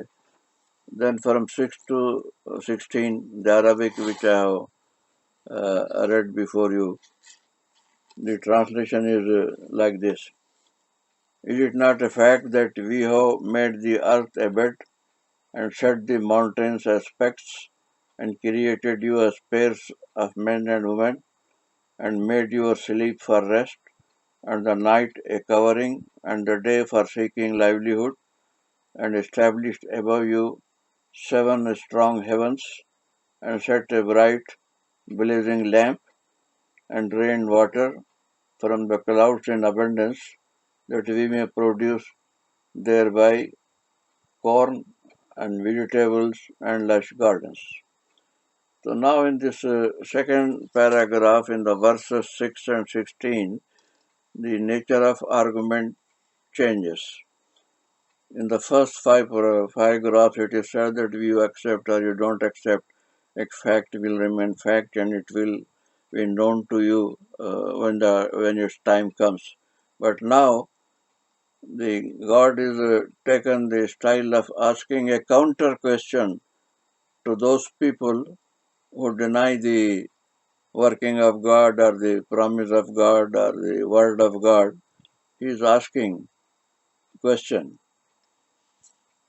Don't you see that we have made an earth? An earth is here like a bed, like a floor. Don't you see that we have created mountains which are working as pecs? And don't you see that we have created human being in the form of pairs, men and women? They are not all men and they are not all women. He has created both pairs, men and women. Do you not see that he has created the sleep for you? Had you been without sleep whole life, you cannot exist. He has created the mechanism of sleep that your body can take rest. Don't you see that we have made the night comfortable for your sleep? If there is no night, your sleep will not be so comfortable. Similarly, don't you see that we have made the day a bright day where you can seek your livelihood? If there had been no day, all dark and nothing, then it would not have been easy for you to make living. Don't you see that we have made heaven? Here it says seven strong heavens.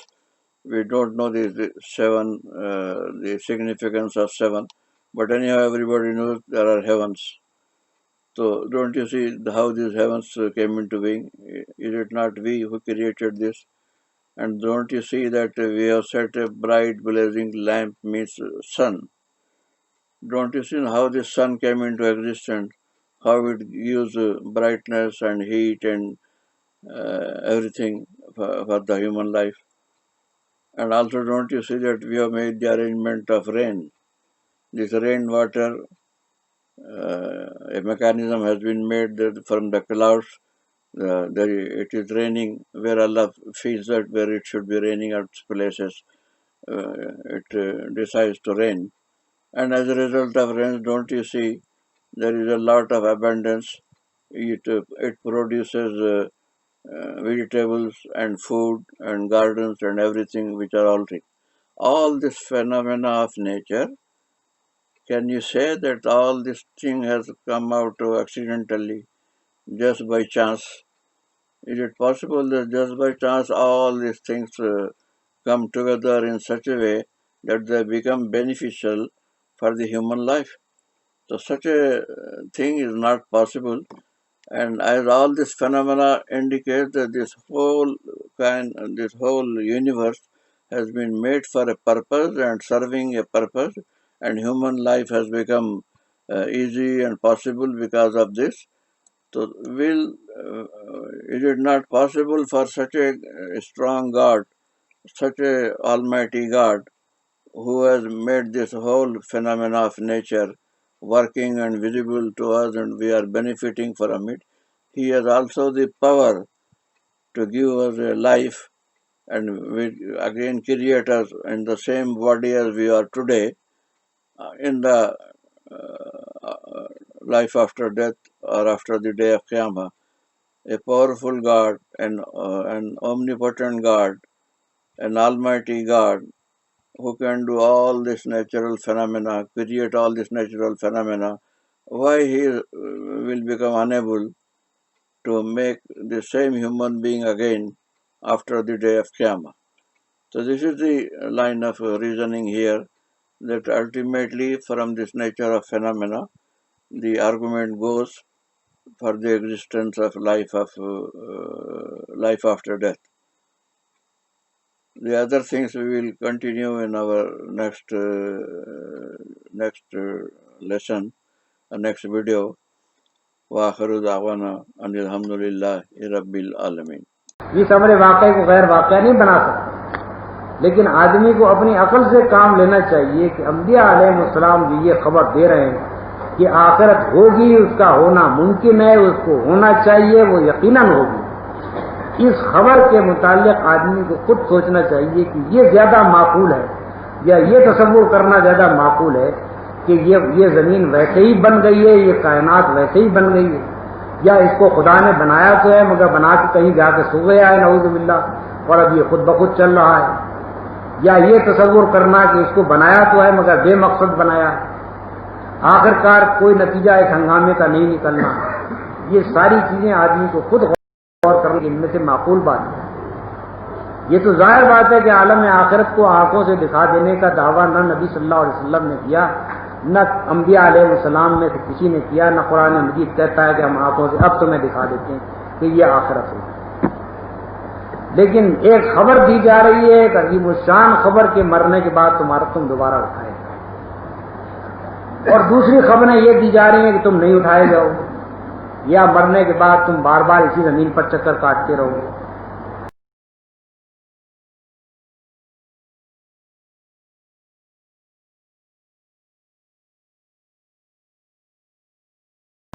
پیش کر رہے ہیں وہ زیادہ معقول ہے، یا لوگوں نے اپنے قیاسات سے، اور جو یہ کہتا ہے کہ مرنے کے بعد کوئی زندگی نہیں ہوگی، وہ بھی تو آخر یہ نہیں کہہ سکتا کہ میں نے آنکھوں سے دیکھ لیا ہے کہ مرنے کے بعد کوئی زندگی نہیں.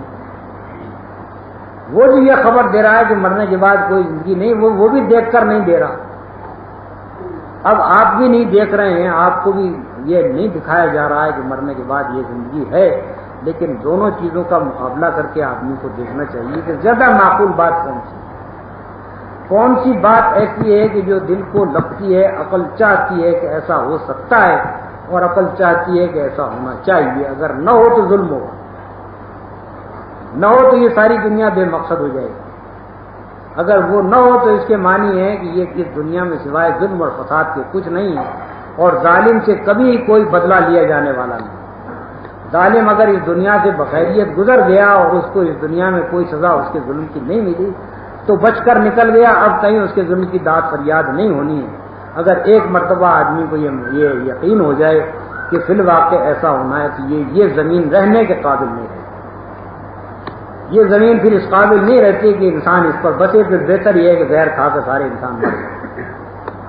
جب جس زمین کے اوپر ظلم ہو اور اس کے بعد اس کی داد فریاد کہیں نہ ہو سکے، اور ظالم بالکل اسپاٹ فری چھوٹ کر جا کر نکل سکے، اور کبھی کوئی پوچھنے والا نہ ہو کہ تو دنیا میں کیا کر کے آیا ہے، تو فی الواقع وہ زمین اس قابل ہے کہ اس کے اندر انسان رہے.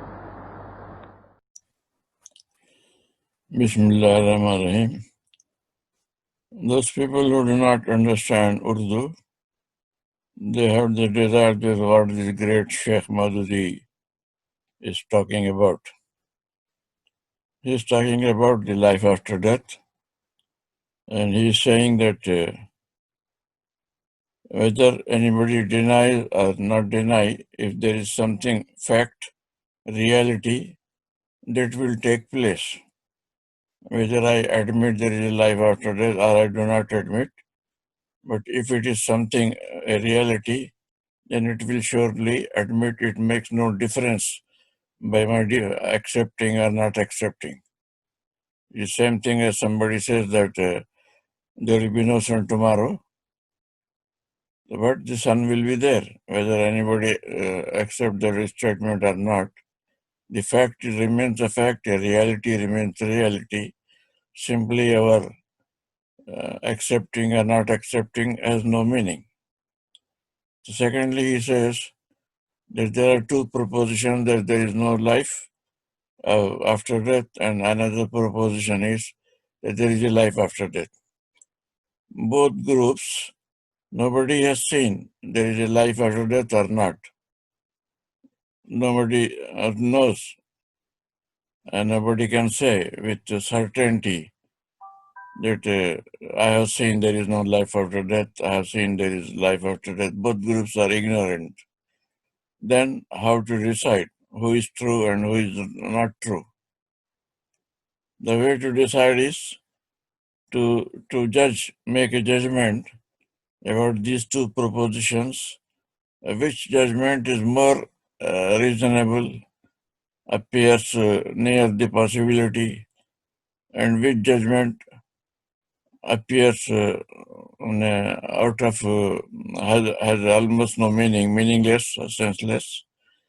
In these two meanings, to judge which is right, which is wrong, he gives an example. He gives one more fact that in this world there is cruelty and tyranny and bad people, and there are also good people, and most of them die without any punishment or reward in this world. Good people die without any reward, and many bad people die without any punishment. So if there is no life after death, then it is all right, no problem. But what your reason demands, what your conscience demands, don't you think that the good people should be rewarded in the life after death? Don't you think that the bad people should be punished after death, in the life after death? It appears more reasonable. If there is a life after death and the good people get big reward and the bad people get punishment, it appears justice. If there is any such world in which there is no justice, then our living on this earth is meaningless. We should better take poison and die instead of living in a world where the bad people are not punished, all cruels and tyrants go scot-free. Such a world is not worth living for a human being. What for he should live here if there is no justice? So, but if you accept there is a life after death, then there is a possibility of having justice, bad people being punished, and good people being rewarded. This is the main argument which he has been given in this text. وآخر دعوانا أن الحمد لله رب العالمين.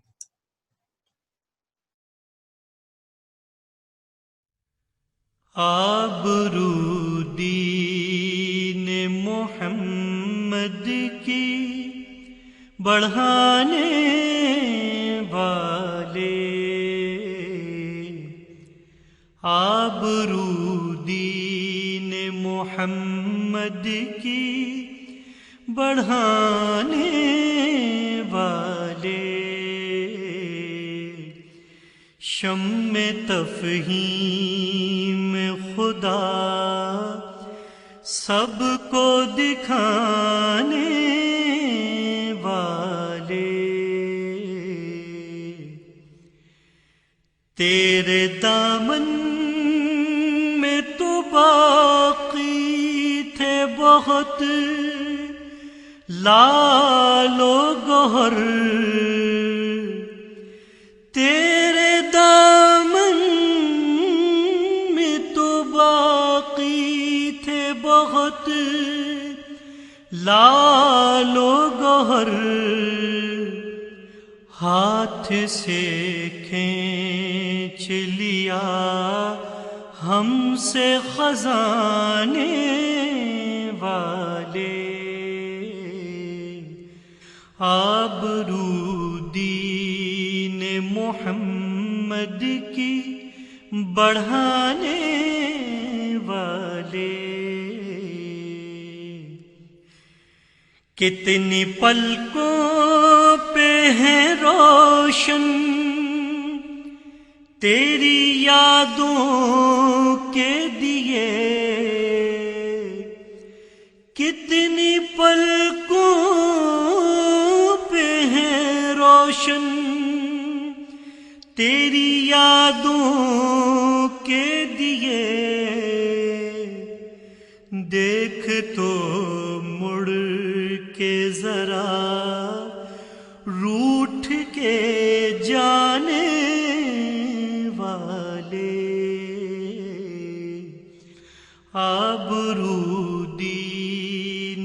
محمد کی بڑھانے والے، علم و فن تیری جدائی میں صدا روئیں گے، علم و فن تیری جدائی میں صدا روئیں گے،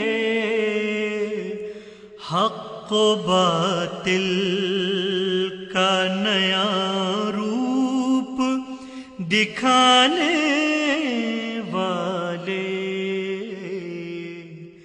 آبرو دین محمد کی بڑھانے والے،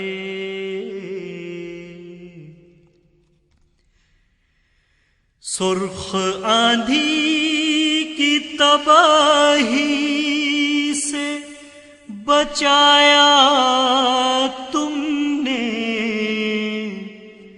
سرخ آندھی کی تباہی سے بچایا تم نے،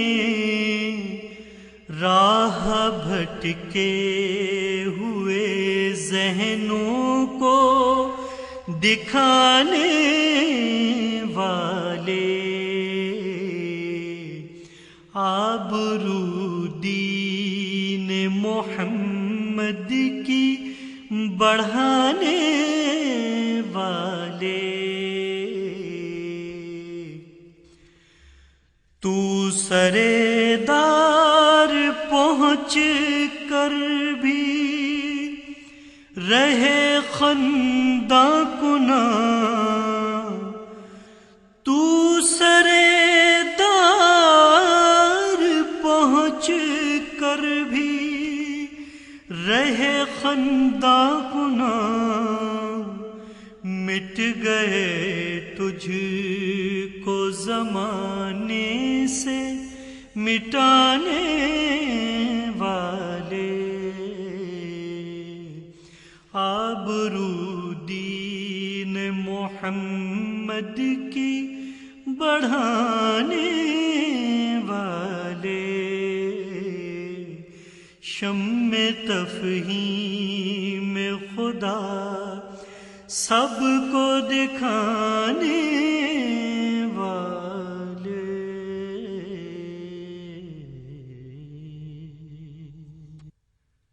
آبرو دین محمد کی بڑھانے والے، آبرو دین محمد کی بڑھانے والے،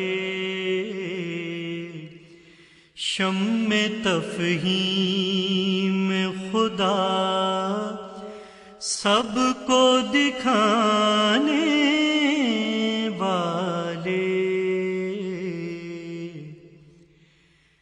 تیرے دامن میں تو باقی تھے بہت لال و گوہر، تیرے دامن میں تو باقی تھے بہت لال و گوہر، ہاتھ سے کھینچ لیا ہم سے خزانے والے، آبرو دین محمد کی بڑھانے والے، کتنی پلکوں پہ ہے روشن تیری یادوں کے دیے، کتنی پلکوں پہ ہے روشن تیری یادوں کے دیکھ تو مڑ کے ذرا روٹھ کے جانے والے، آبرو دین محمد کی بڑھانے والے، علم و فن تیری جدائی میں صدا روئیں گے،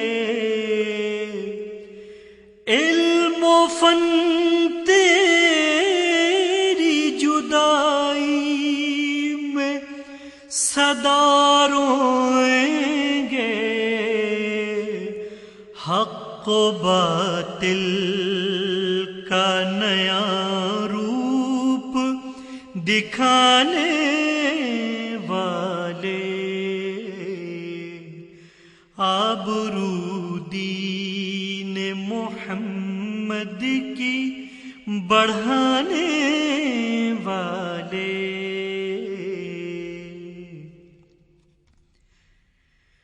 سرخ آندھی کی تباہی سے بچایا تم نے، سرخ آندھی کی تباہی سے بچایا تم نے، راہ بھٹکے ہوئے ذہنوں کو دکھانے والے، آبرو دین محمد کی بڑھانے والے، تو سرے دار پہنچ کر بھی رہے خنداں کنا، تو سرے دار پہنچ کر بھی رہے خنداں کنا، مٹ گئے تجھ کو زمانے سے مٹانے والے، آبرو دین محمد کی بڑھانے والے، شمع تفہیم خدا سب کو دکھانے والے، آبرو دین محمد کی بڑھانے والے، آبرو دین محمد کی بڑھانے والے، شمع تفہیم خدا سب کو دکھانے